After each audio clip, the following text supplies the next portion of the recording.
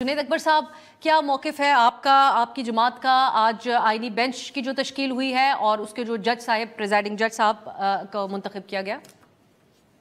बिस्मिल्लाहिर्रहमानिर्रहीम, बड़ी मेहरबानी, शुक्रिया जी।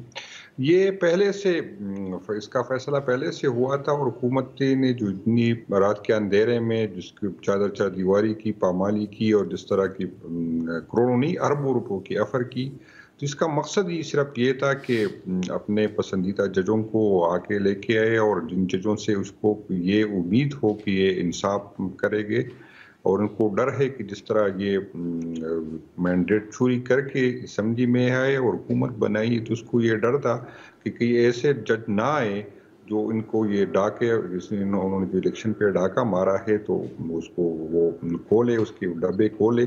तो इसी वजह से ये सारी कानून साजी इसलिए की थी और इसका तो जस्टिस यहिया साहब को भी चीफ जस्टिस बनाने का इनका न शौक था न इरादा था।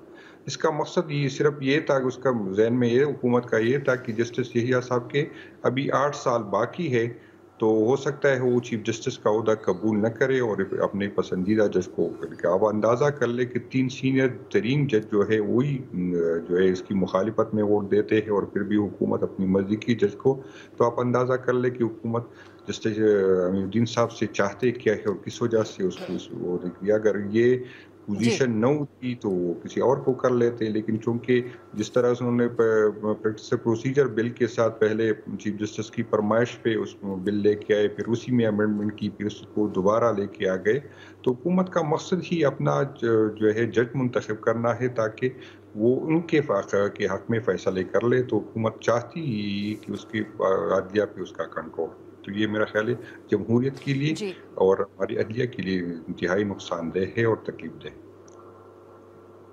बैरिस्टर अकील साहब, आपको वेलकम कहती हूँ प्रोग्राम में। मैं पहले रियासत अली आज़ाद साहब, कैसा ये तरीका इंतखाब है और इंतखाब है, दोनों चीज़ों पे बात कीजिएगा। एक वोट जो है वो जज साहब की तरफ से खुद दिया गया, जो अक्सरियती वोट्स हैं, जो तीनों, जिस तरह जुनैद साहब ने बात की, तीनों सीनियर जो जज साहबान समेत चीफ जस्टिस, उन्होंने मुखालफत में वोट दिया। कैसे देखते हैं इसको आप, एक पाकिस्तान बार के नुमाइंदे का वोट? बिस्मिल्लाहिर्रहमानिर्रहीम। अब साहब बहुत शुक्रिया। मैं सबसे पहले आपके प्रोग्राम में कई मरतबा ये बात करके गया था कि अदलिया को इंतज़ामिया से अलग करना है। जो कॉन्स्टिट्यूशन था 1973 का, उसका जो आर्टिकल 175 सब आर्टिकल 3 था, उसमें लिखा गया था कि अदलिया को इंतज़ामिया से अलग किया जाएगा विद इन 14 ईयर्स प्रोग्रेसिवली। तो उस प्रिंसिपल को आज दफन होते आपने देख लिया, जब आज जिसकी बात हम करते रहे कि आज़ाद अदलिया होनी चाहिए, इंतज़ामिया से उसका कोई ताल्लुक नहीं होना चाहिए, आज साबित हो गया कि 7 जजे 7/5 से जो आज फैसला हुआ उसके अंदर आप देख ले, अटर्नी जनरल ने हुकूमत के जो वो तो होता ही उनका है, वज़ीर कानून होता ही उनका है, मेंबर पाकिस्तान बार काउंसिल उसने भी उधर वोट दिया, और बाकी जो नेशनल असेंबली न्यूट्रल नहीं होता पाकिस्तान बार का नुमाइंदा, बस वो इस वक्त जो हमारे भाई हैं वो भी हुकूमत ही के साथ हैं। तो इसलिए आपने देख लिया जिस पे हम एहतजाज करते रहे कि ये अदलिया जो है इसको ताबे किया जा रहा है इंतज़ामिया के, और आज आपने 7/5 का वो मामला देख लिया। और मैं समझता हूँ कि इसमें एक कबात थी कि जो 13वां मेंबर था वो तो था ही नहीं। तो इसका मतलब है कि कल जब ये लेजिस्लेशन इन्होंने की, चूंकि ये तो हर बदलती सूरत हाल के तहत एक नई लेजिस्लेशन ला रहे, पहले प्रैक्टिस एंड प्रोसीजर एक्ट लाए, फिर ऑर्डिनेंस लाए, अब फिर तरमीमी ऑर्डिनेंस लेके आए। ये तो इनकी लेजिस्लेशन का कमाल है।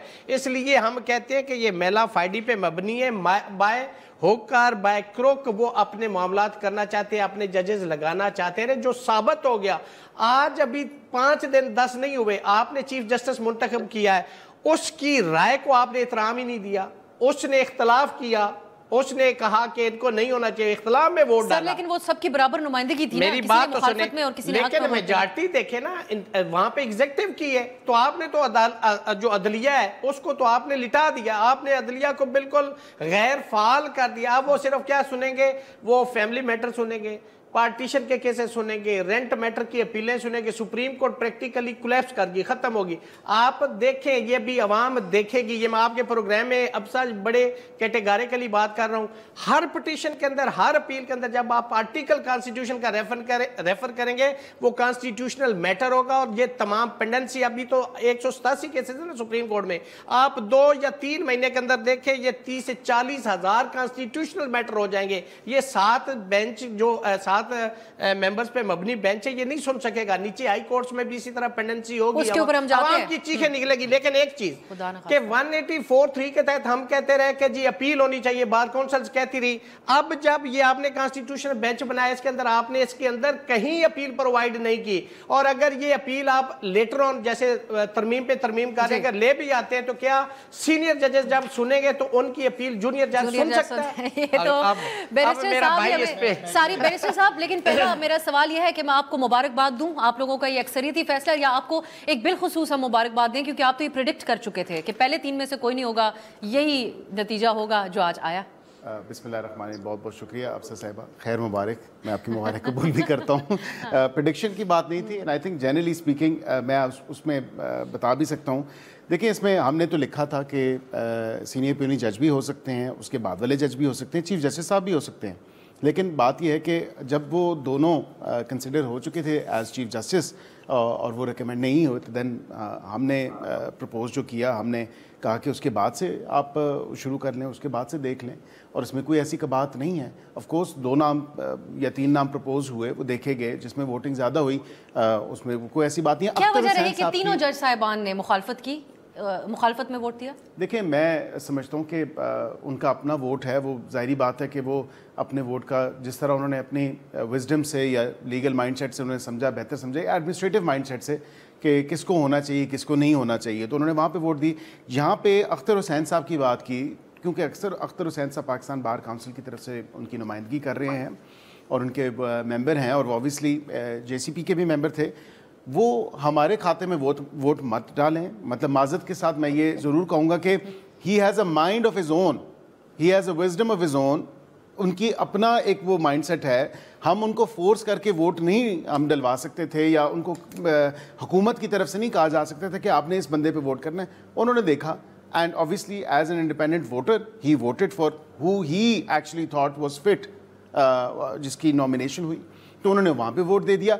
यहाँ पे आपने दीगर सवाल सर ये बताइए कि अगर जो आप लोगों की तरफ से आपके जो नुमाइंदगान थे, उन्होंने किन पॉइंट्स को कंसिडर किया? आप लीगल टीम में हैं, आप लोगों की बातचीत हुई होगी जस्टिस अमीन के हवाले से, उनको वोट देने हमारा एक जो पॉइंट था जिसको मैं समझता हूँ कि ग्रेटर कंसिडरेशन ये थी, क्योंकि स्पेशल पार्लियामेंट्री कमेटी ने इन तीनों जज साहिबान को, इंक्लूडिंग द चीफ जस्टिस, इन तीनों जज साहिबान को जब कंसिडर किया और फिर रेकमेंड किया कि चीफ जस्टिस ऑफ पाकिस्तान के लिए या अफरीदी साहब को ये कमेटी बाय मेजॉरिटी जो है प्रपोज करती है और रेकमेंड करती है, तो then since they were both considered in that you know, तो आईनी का एक्सपर्टीज के बजाय सीनियरिटी की बेसिस पे आप लोग दो कंसीडर हो चुके हैं, तो आप नहीं, जनरली एक तो ये चीज़ कंसिडरेशन थी, और उसके साथ दूसरी कंसिडरेशन ये थी कि because of the fact that recently the letters that have obviously come to light as well, and I think that's something that's very apt to mention यहाँ पे। उसकी वजह ये है क्योंकि आपने देखा कि अब क्योंकि लॉ ऑफ द लैंड क्या है, लॉ ऑफ द लैंड ये 26वीं आईनी तरमीम लॉ ऑफ द लैंड बन चुकी है। This is now part of the constitution of Pakistan. Of course by way of letter और ख़त किताबत के थ्रू वो कह रहे थे कि जी फुल कोर्ट बैठाएं, फुल कोर्ट बैठा के इस तमाम तर चीज़ पे फैसला करें, जो कि अब पॉसिबल नहीं है। अब पॉसिबल होगा तो ये कॉन्स्टिट्यूशनल बेंचेस ही सुनेंगे और कॉन्स्टिट्यूशनल डिवीजन ही के पास जाएगा, और वही लेकिन कौन सा केस है जो रियासत साहब ने जो कंसर्न रेज किया कि बैकलॉग मजीद बढ़ेगा और एक कंफ्यूजन ही रहेगी? जस्टिस मंसूर भी एक मौके पे अपने रिमार्क्स में कह चुके हैं। ये मैं आपको यही इस बात की बिल्कुल दुरुस्त निशानदेही की, इसीलिए हम सूबों में by way of resolution, Sindh ने तो अडॉप्ट कर ली है, दीगर सूबों ने अडॉप्ट करना है बाय वे ऑफ रेजोल्यूशन, इसीलिए हम जो प्रोविंशियल हाई कोर्ट्स या बेंचेस हैं جو کانسٹیٹیوشنل بینچز ہیں ہائی کورٹس کے اندر وہ بھی ہوں گے. اور اسی طرح جو ہے آپ کی اب جو نئے ججز کا ہم نے کیونکہ کہا کہ اپ ٹو 34 ہو سکتے ہیں, اب اپ ٹو 34 کا بھی یہ مطلب ہے کیونکہ آپ کی پنجگور میں بھی رجسٹری ہے, کوہستان میں بھی رجسٹری ہے, تربت میں بھی ہے, دیگر جگہوں پہ بھی ہے. جہاں جہاں رجسٹریز ہیں وہاں پہ بلڈنگ بھی موجود ہے at the cost of national exchequer, وہاں پہ عملہ بھی موجود ہے جو تنخواہیں لے رہا ہے at the cost of national exchequer. اگر موجود نہیں ہے to dispense with justice is the judges, so of course then we've increased the number of judges. اب چیف جسٹس کے آپ لوگوں نے جو اختیارات کم کر دیے, جس ریاست چیف جسٹس کے اختیارات میں کیا کچھ پوچھوں بیرسٹر صاحب سے, بڑے سارے سوال ہیں میرے پاس. آپ سارے سوال پوچھیں, میں آپ کے سارے سوالوں کا جواب دوں گا. میں یہ کہہ رہا ہوں کہ چیف جسٹس کے کوئی اختیار کم نہیں ہوا, ان کا obviously ایڈمنسٹریٹو کنٹرول انہیں کا ہے, وہی چیف جسٹس پاکستان ہے. آف کورس وہاں پہ جب کیس کی مارکنگ کے حوالے سے ہے وہاں پہ وہ کمیٹی ہے, ان کی اپنی جو جنرل کیسز کو دیکھے گی, ایڈمنسٹریٹو ایشوز کو دیکھے گی, ان معاملات کو دیکھے گی. اسی طرح جو 191A سب آرٹیکل 4 کے تحت جو 26ویں آئینی ترمیم کے تھرو انسرٹ ہوئے, اس میں ایک اپنی کمیٹی ہے جو کہ کانسٹیٹیوشنل بینچز کو مارک کرے گی. اور یہاں پہ یہ بھی سوال اگر اٹھایا جا رہا ہے کہ یہ اب مثال کے طور پہ ریزرو سیٹس کا کیس ہے تو وہ کون سنے گا, کیونکہ وہ ریویو کا کیس ہے. اب وہ ریویو جو ہے وہ 8 ججز نے اگر سنا یا اس سے دیگر زیادہ ججز نے سنا تو ظاہری بات ہے یہ 7 ججز کا پہلا ہے. یہ نہیں ہے کہ اس کے علاوہ کوئی کانسٹیٹیوشنل بینچ میں ججز نہیں آئیں گے. Of course as per need basis, اور جب آپ کو ایک لارجر بینچ بنانا ہے ریویو کو سننے کے لیے کانسٹیٹیوشنل بینچ میں, تو وہ بھی تشکیل دیا جا سکتا ہے. وہ کمیٹی امپاورڈ ہے اپنی رولز اینڈ ریگولیشنز اور پروسیجر بنانے کی, تاکہ اپنے آپ کو وہ ریگولیٹ کر سکے. آپ کے ایک پوائنٹ پہ ریاست صاحب ضرور کاؤنٹر کریں گے, لیکن میں پہلے جنید صاحب کی طرف جاتی ہوں. جنید صاحب, آپ نے سنا بیرسٹر صاحب نے بہت ہی پر اعتماد انداز میں کہا کہ 26ویں آئینی ترمیم تو پاس ہو چکی ہے اور اب یہ قانون بن چکا ہے, اس کو تسلیم تو کرنا ہی پڑے گا. سو آپ کیا سمجھتے ہیں, مولانا صاحب یا پی ٹی آئی مشترکہ طور پہ آپ لوگوں نے اپوزیشن اس کی کرتے ہوئے, اس کو ریزسٹ کرتے ہوئے ایک بہتر کردار ادا کر سکتے تھے, یا جو تعویل اب مولانا صاحب پیش کر رہے ہیں کہ اگر ہم نہ سپورٹ کرتے تو یہ اپنی مرضی کا مسودہ پاس کرا لیتے, وہ کس قابل یقین بہت سے لوگوں کو ایک حد سے زیادہ نہیں نظر آتی ہے؟ نہیں, مولانا صاحب صحیح فرما رہے ہیں. ہم نے جتنی ہماری کوشش تھی ہم نے کی ہے, لیکن جس طرح ریاست نے اور ریاستی اداروں نے جس طرح خواتین کو اٹھایا, جس طرح اس کے بچوں کو اٹھایا, جس طرح MNS کو اٹھایا, جس طرح جو ہے میں آپ جس طرح حلف اٹھانا چاہے جو بھی کہیں گے, مجھے ہمیں خود افر ہوئی ایک MNS کو کروڑوں کی نہیں اربوں روپوں کی آئی. تو وہ حکومت تھی, اور جس طرح بلاول صاحب نے جو دھمکی دی تھی اگر آپ اس طرح نہیں کریں گے تو پھر ہم کریں گے, اور وہی اس سے وہ کر سکتے تھے کیونکہ ریاستی ساری مشینری اس کی تھی, ادارے اس کے ساتھ تھے, بلیک میلنگ کرتے تھے, آفریں آتی تھی. تو اس نے نہیں, ہمارے ساتھ تو نہیں, خیر یہ ٹائم گزر جائے گا, آج ہم بھگت رہے پھر یہ دوبارہ بھگتیں گے. لیکن یہ ریاست کے ساتھ اس نے جو چیف جسٹس سے جو سیشن جج بنایا, تو میرا خیال ہے یہ سارے جو ہے اس کو افسوس ہوگا. لیکن بیچاروں کے پاس کوئی اختیار ہی نہیں ہے, کیونکہ یہ فیصلے کوئی اور کسی اور جگہ سے آتے ہیں.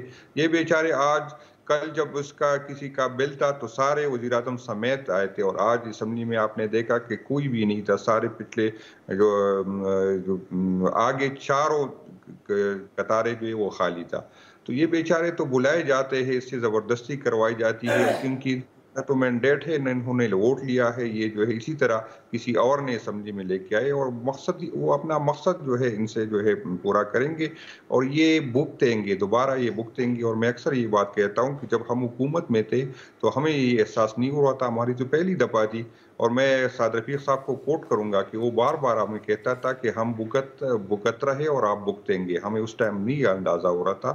تو یہ جو قوم کے ساتھ یہ کر رہے, جمہوریت کے ساتھ یہ کر رہے, تو یہ ہم سے زیادہ اس کو تکلیف ہوگی, اور ان سے زیادہ یہ نہ قوم کے فائدے میں ہے اور نہ اس ملک کے اور نہ عدلیہ کے فیملے میں. یہ عدلیہ جو ہے یہ ایک پیلر تھا حکومت کی جو اونچی ہے, اس میں ایک پیلر تھا. یہ اس کے ایڈمنسٹریشن کے حکومت کے نیچے آپ لا کے آئیں گے تو میرا نہیں خیال کہ وہ اس طرح کے فیصلے, اور یہ ضرورت کو دیکھیں جس طرح بیرسٹر صاحب نے صحیح فرمایا, اس کو جب ضرورت ہوگی نئے جج لے کے آئیں گے, اڈھاک لے کے آئیں گے, ریٹائر لے کے آئیں گے, اپنے فیصلے کروائیں گے, اور پھر اسی طرح اور لے کے آئیں گے. اسی طرح تو اس کا تو ارادہ ہی اسی طرح کا ہے.